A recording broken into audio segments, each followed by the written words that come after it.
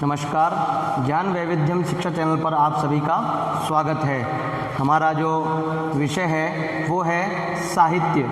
साहित्य के अंदर हम जो विषय पढ़ेंगे उसके अंदर आता है भारतीय संस्कृति।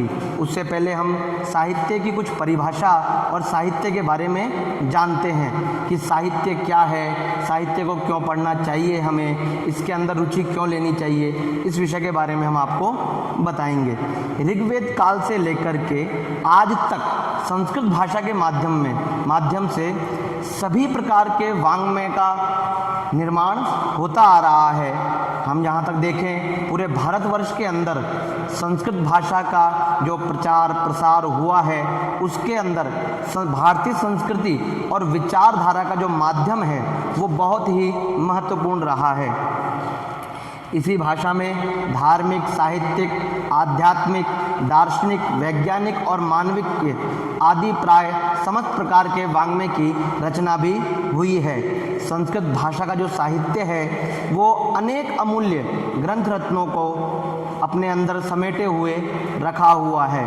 भारतीय संस्कृत साहित्य के अंदर जब हम संस्कृत साहित्य का इतिहास जब हम पढ़ते हैं तो संस्कृत साहित्य के इतिहास के अंदर दो विचारधाराएं देखी जाती हैं। हम पहले देखेंगे संस्कृत साहित्य के अंदर पहला जो साहित्य है वो है वैदिक साहित्य और दूसरा साहित्य जो है वो है लौकिक साहित्य। हमारा जो विषय रहेगा वो है संस्कृत साहित्य के अंदर लौकिक साहित्य और लौकिक साहित्य के अंदर भी भारतीय संस्कृति। भारतीय संस्कृति हमारा मुख्य टॉपिक रहेगा जिसके बारे में हम विचार करेंगे, जिसके बारे में आपको अध्ययन करेंगे हम लोग। सबसे पहले हम देखते हैं कि किसी भी चीज़ के बारे में हम यदि पढ़ते हैं तो उसकी प्रमाणिकता देखी जाती है कि भाई हम कोई चीज़ पढ़ रहे हैं तो वो कितने समय पूर्व हमारे पास आई, हमने कब उसको जानना शुरू किया। तो सबसे पहला जो टॉपिक है भारतीय संस्कृति का वो हमारा रहेगा प्राचीनता।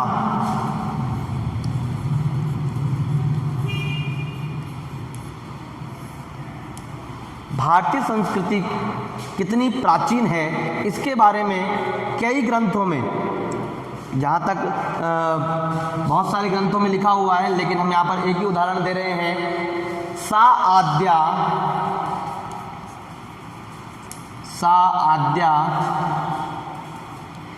संस्कृति विश्वभारा विश्व संस्कृतिर विश्ववाराह।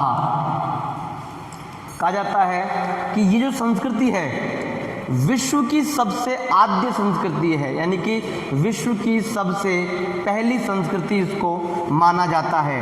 और इसी के कारण भारत को प्राचीन काल से ही भारत को जगत गुरु की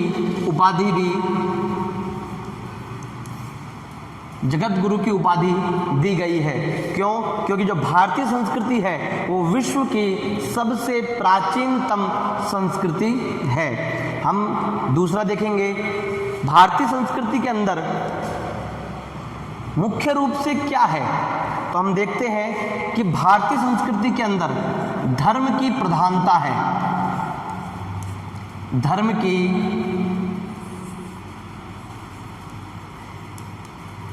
प्रधानता, भारतीय संस्कृति के अंदर धर्म की बहुत ज़्यादा प्रधानता है, क्योंकि महाभारत के अंदर भी कहा गया है धारणात् धर्म मिथ्याहु धर्मो धारयते प्रजा।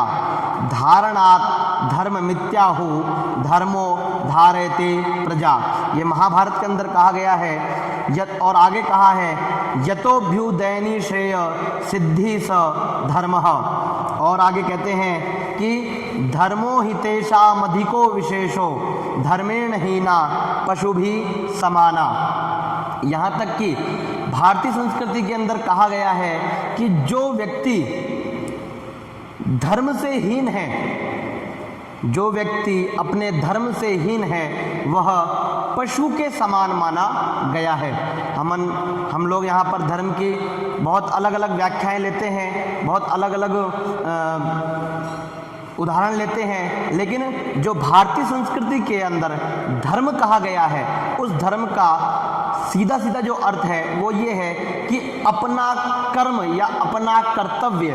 तो यहाँ पे धर्म की प्रधानता यानी कि कर्तव्य की प्रधानता का को भी हम ले सकते हैं। यानी कि जो व्यक्ति कर्म से हीन है, जो व्यक्ति कर्म नहीं करता, वो व्यक्ति पशु के समान माना गया है। तीसरा भारतीय संस्कृति की जो विशेषता है उसके अंदर पहला हमने लिया कि भारतीय संस्कृति कितनी प्राचीन है, दूसरा हमने लिया धर्म की इसके अंदर प्रधानता है। उसके बाद तीसरी जो भारतीय संस्कृति की विशेषता है वो हम देखते हैं, वो है धार्मिक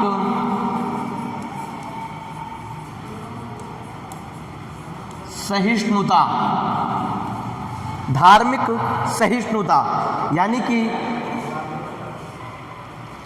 भारतीय संस्कृति के अंदर सनातन काल से ही, यानी कि जो वैदिक काल है उस समय से ही सभी धर्मों के सह अस्तित्व को, जो भी कोई व्यक्ति अपना धर्म मानता है, जो भी कोई व्यक्ति अपने कोई अपन ये कहते हैं कि इष्ट को मानता है या किसी संप्रदाय को मानता है, तो उसका खुद का स्वयं का अस्तित्व रहा है।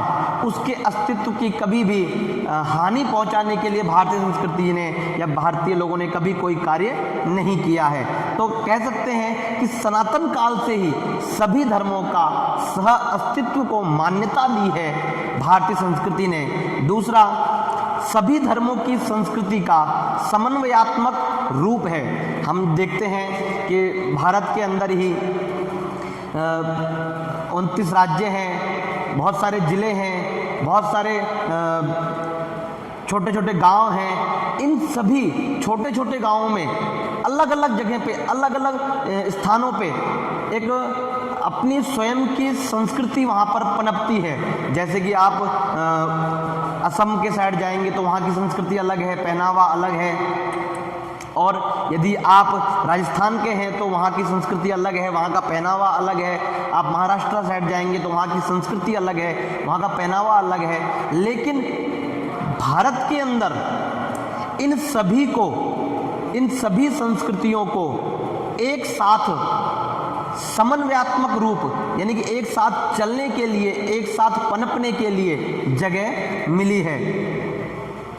और आगे कहते हैं कि तीसरी जो विशेषता है भारतीय संस्कृति की, तीसरी विशेषता मैंने बताई धार्मिक सहिष्णुता, यानी कि सभी धर्मों को यहाँ पे सभी धर्म के अनुयायियों को यहाँ पर रहने की सुरक्षा यहाँ पे, या फिर हम ये कह सकते हैं कि सभी धर्मों को यहाँ पे मान्यता है। चौथा जो हमारा विषय है, धार्मिक विशेषता है भारतीय संस्कृति की, उसमें है यज्ञों की प्रधानता।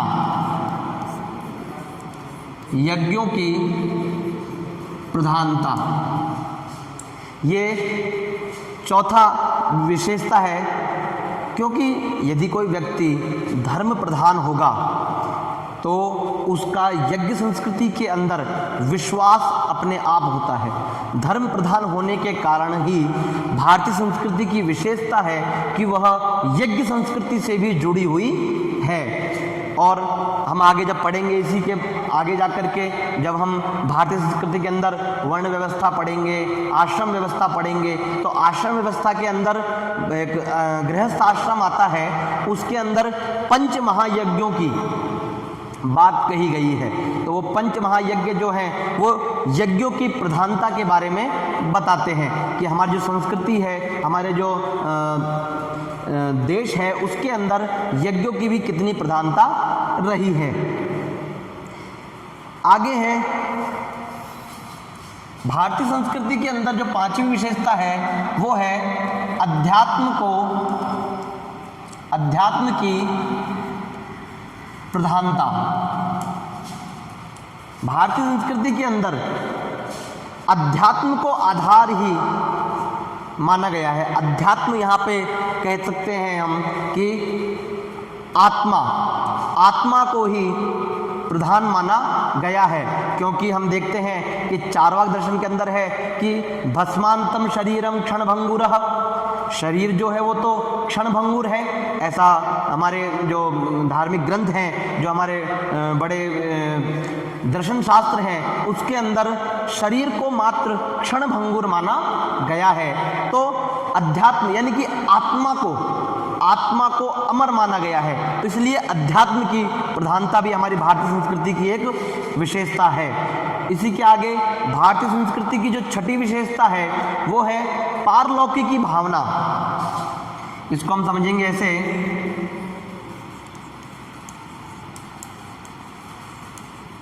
पारलौकिकी भावना। इसको हम समझ सकते हैं कि सृष्टि के नियंता के रूप में, जो इस सृष्टि का जो जगत जो संसार जो चल रहा है, इसके नियंता के रूप में पारलौकिक शक्ति की सत्ता स्वीकार करना। हमारी भारतीय संस्कृति ने ये स्वीकार किया है कि हमसे ऊपर या कहीं और कोई ऐसी शक्ति या कोई ऐसा विचार है जो हम सबको एक साथ लेकर के चलती है, जो हम सब पर नियंत्रण रखे हुए है। और भौतिक विषय का निस्सार, भौतिक विषय को निस्सार माना गया है। जो ये हम सुख भोगते हैं, गाड़ी, टीवी, ये सबको निस्सार माना गया, कोई सार नहीं माना गया है। पुत्र, पत्नी, धन, यौवन, शरीर आदि को क्षणिक माना गया है। तो इसको क्षणिक जब ही माना गया है जब हम किसी पारलौकिक शक्ति को अपने ऊपर नियंत्रण के रूप में देखते हैं। तो यहाँ कह सकते हैं कि भारतीय संस्कृति की छठी जो प्रधानता है या विशेषता है वो है पारलौकिकी भावना या पारलौकिकी सत्ता को स्वीकार करना। उसके बाद हमने जो सातवीं विशेषता इसके अंदर देखते हैं हम,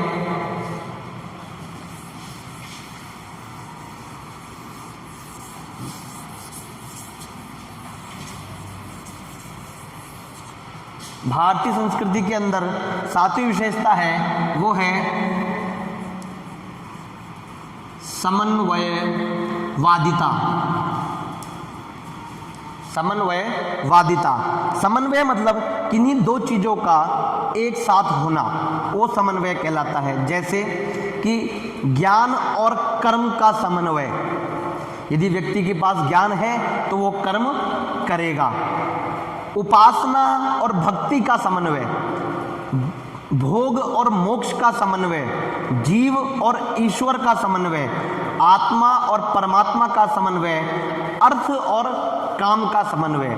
इस प्रकार से हम देखते हैं कि सातवां जो हमारी विशेषता है धर्म की, भारतीय संस्कृति की, वो है समन्वयवादिता। यानी कि कोई भी चीज़ अकेले नहीं होगी, उसके साथ जुड़ करके ही कोई ना कोई कार्य होगा। यदि आप उपासना करते हैं भगवान की तो भक्ति भी होगी, आपको यदि ज्ञान है तो आप कर्म भी करोगे, यदि आप भोग रहे हो किसी चीज़ को तो उसका मोक्ष भी होगा। उसके बाद आठवीं जो विशेषता है हमारी भारतीय संस्कृति की वो है त्याग, तप, त्याग और तप। हमारी संस्कृति भोग मूलक संस्कृति नहीं रही है कि सिर्फ किसी चीज़ को हमने भोग लिया और उसी को हम ही रखे हमेशा, नहीं। भारतीय संस्कृति के अंदर हमेशा हमने जो कुछ भी हमने पाया है उसको हमने आगे देने की कोशिश की है। तो वो भोग मूलक ना हो करके ये हमारी जो भारतीय संस्कृति है वो त्याग मूलक संस्कृति भी है। और ईशावास्योपनिषद में लिखा भी है तेन तेन भुंजिथा माँ गृदः कस्यस्विद धनम। और हम देखते हैं एक श्लोक आता है त्यजेदेकम कुलस्यार्थे ग्रामस्यार्थे कुलम त्यजेत देशस्यार्थे त्यजेत ग्रामम विश्वस्यार्थे तदपि त्यजेत। यदि कि किसी एक के लिए अपने कुल को छोड़ देना, अपने ग्राम के लिए अपने कुल को छोड़ देना, ये हमारी संस्कृति के अंदर है कि किसी व्यक्ति को यदि हमारी ज़रूरत है, यदि किसी राष्ट्र को हमारी ज़रूरत है, किसी राज्य को हमारी ज़रूरत है, तो हम सब कुछ त्याग करके, अपना जो कुछ भी है हम उसको त्याग करके हम उसके लिए खड़े हो जाते हैं। कर्म का फल, उसके बाद आगे है नवा जो विशेषता है भारतीय संस्कृति की हमारे अंदर वो है कर्मवाद में विश्वास।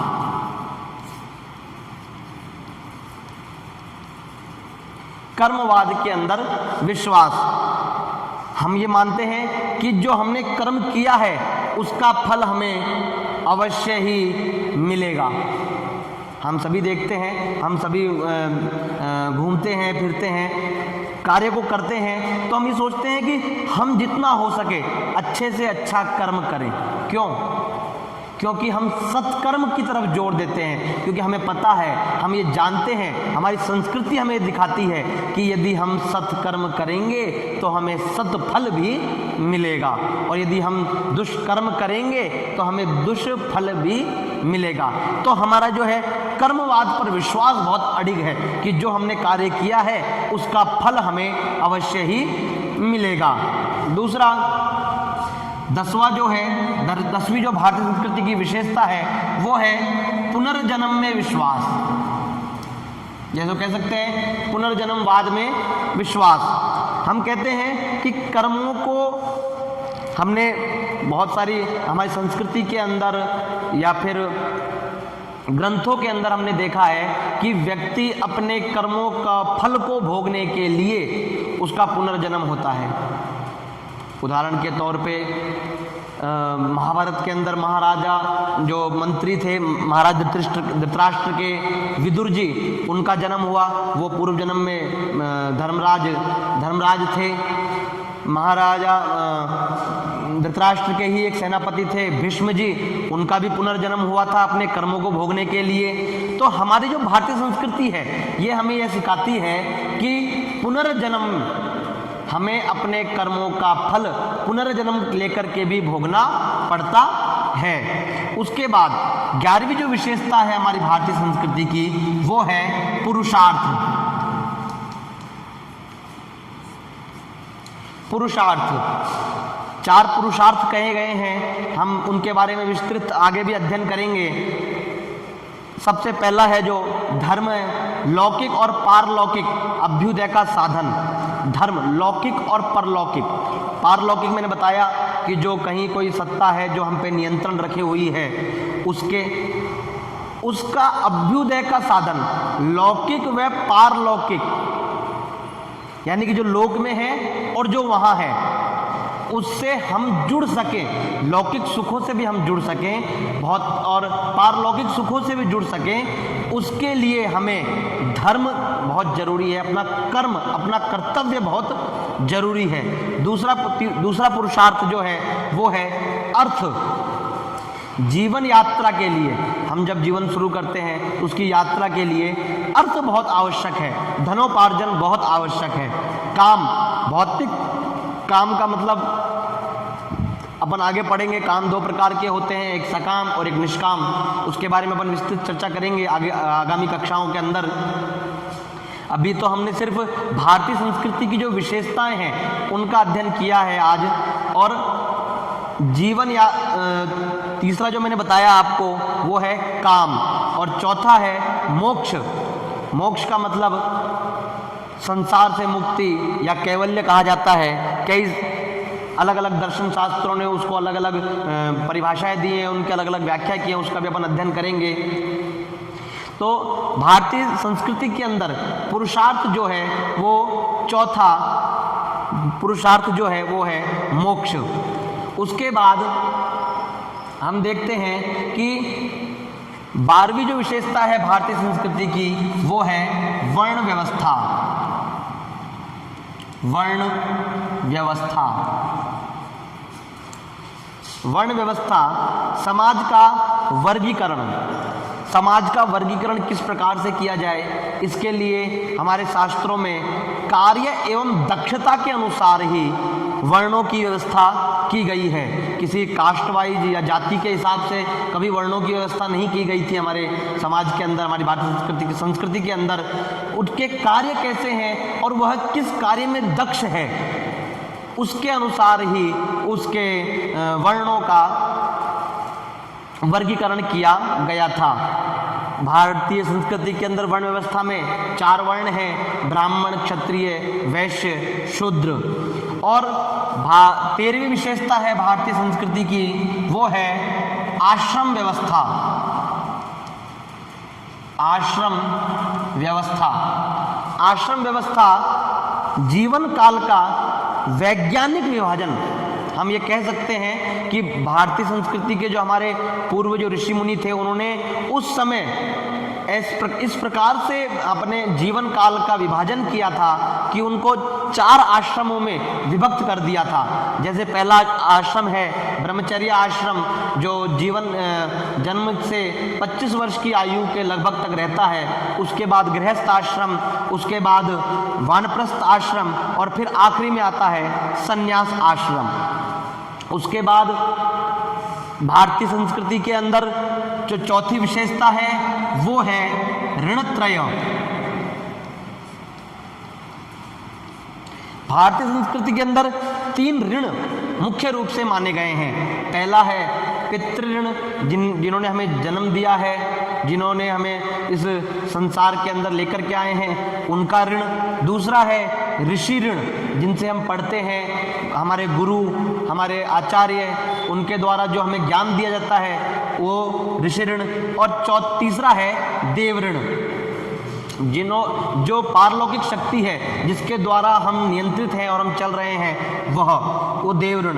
उसके बाद 15वीं विशेषता हमारी जो आती है वो है पंच महायज्ञ। पंच महायज्ञ, और पंच महायज्ञ के अंदर ऋषि यज्ञ, देव यज्ञ, भूत यज्ञ, नृ यज्ञ और पितृ यज्ञ आते हैं, जो कि गृहस्थ आश्रम का ही एक हिस्सा है। हम इसके अंदर आगे जो नीचे के 3 टॉपिक हैं उसके बारे में और अच्छे से विस्तार पूर्वक पढ़ेंगे, देखेंगे। और अगली कक्षा में हम जो हमारा टॉपिक रहेगा वो रहेगा वर्ण व्यवस्था। वर्ण व्यवस्था का हम विस्तार पूर्वक अध्ययन करेंगे। और तब तक के लिए नमस्कार। आप सभी लोग इस चैनल को लाइक करें, शेयर करें और ज़्यादा से ज़्यादा सब्सक्राइब करें, ताकि हमारे द्वारा जो शिक्षा, हमारे द्वारा जो ज्ञान आपको प्रेषित किया जा रहा है वो ज़्यादा से ज़्यादा लोगों तक पहुँचे और ज़्यादा से ज़्यादा लोग उसका लाभ उठा सकें। धन्यवाद।